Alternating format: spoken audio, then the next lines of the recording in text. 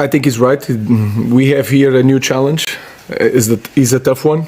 For me, it's the biggest challenge in football because we are in a difficult situation, and I already said that this is one of the biggest clubs in the world. So this is really a new challenge and the biggest one. And I hope all my players are ready for this new challenge. So you didn't interpret that as he wanted a new challenge elsewhere, and have you spoken to Marcus about the interview? No, not yet. Not yet. It was yesterday.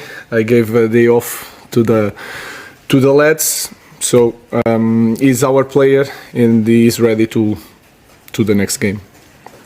Ruben, you, having left someone with as bigger profile as Marcus, do you have to then talk to him about his future and your future, or do you just kind of go on the training pitch, expect him to be there, and whatever happens behind the scenes in terms of whether he's part of your squad or not just happens?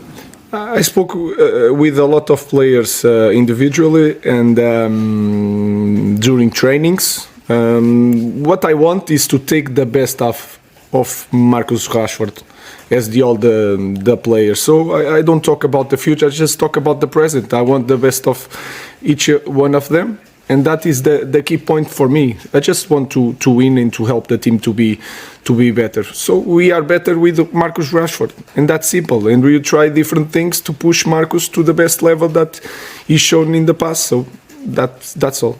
So it sounds from what you're saying, both then and to Simon's question, that you'd be quite happy for Marcus to stay here and be part of what you're trying to build, to buy into what you're trying to build. Of course, because this kind of club needs big talent, and he's a big talent. So you just need to perform at the highest level, and that is my focus.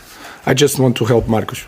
Yeah, well, it's complicated the picture, isn't it? Because as you say, yesterday it looked like he was leaving Man United this January, but perhaps Amorim wants him to stay. What I thought was interesting was Amorim saying he's looking for ways to get Marcus Rashford to his best level. Now, I don't think it's the first time we've heard a Man United manager say that, because we know he's a big talent. That's what Amorim described him as, a big talent. But can he do it consistently? That's always been the question with Marcus Rashford. When we look at his goals across his time, Man United, going up and down, up and down. He burst onto the scene, of course, in February 2016. 2 goals against Arsenal on his Premier League debut, after already scoring 2, and on his Europa League debut. He scored on his England debut, Champions League debut. So much excitement about this player.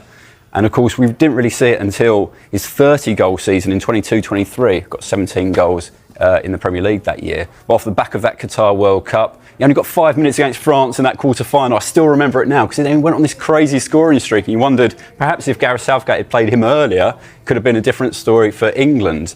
But the year before that, just 4 Premier League goals for him, and he got into that season after having some shoulder surgery, so never really got going that year. But as I say, so much inconsistency through his career, and that's why he just stands there now with 2 FA Cups, 2 League Cups and 1 Europa League. And of course, we've got to say as well, during this period, Man United, lots of changes of managers, lots of changes in terms of the personnel around him. So he's not had the consistency of teammates or managers in that period. And Man United, not at the level they'd want to be for the majority of that time. So, yeah, it's difficult for Rashford and where we place him really in terms of his Man United career, because there's been moments where he's looked fantastic, other moments where really frustrating. And I think that what we heard from Ruben Amorim there, new manager coming into the club, can see his quality. I can get the best out of this player, but lots of managers have said that before, and they've not been able to do it for a prolonged period of time. So where does this leave Manchester United? I wonder, does this put other clubs in a position to go in and actually get a good deal for him? Because he's opened up and said he's open to leaving. So does that reduce the price? Does that make negotiations easier? How does this work? Yeah, I think that's probably the most interesting element of this. You know, Man United have come out, Amorim has come out this morning saying effectively we want to try and make it work if we can. So they are almost on the back foot instantly trying to remind any potential buyer that they do want to keep the player, because obviously when a key player, one of their most sellable assets, along with I would say Bruno Fernandes, maybe Højlund and Kobbie Mainoo, says I want to leave the club, that opens Man United up to not get the fee that they'd expect to get for Rashford. And look, his form over the last few years, as Pete's pointed out, 11 goals in his last 48 Premier League games, you're probably not going to get the 50-60 million pound plus deal that many people expected. But this is a player that's still contracted to Man United until 2028, and by him going public with this statement last night, as polite as it was to Man United and as well as it did feel like kind of the time for both to depart, by him taking the initiative, I think Man United might be frustrated that their bargaining power has been weakened.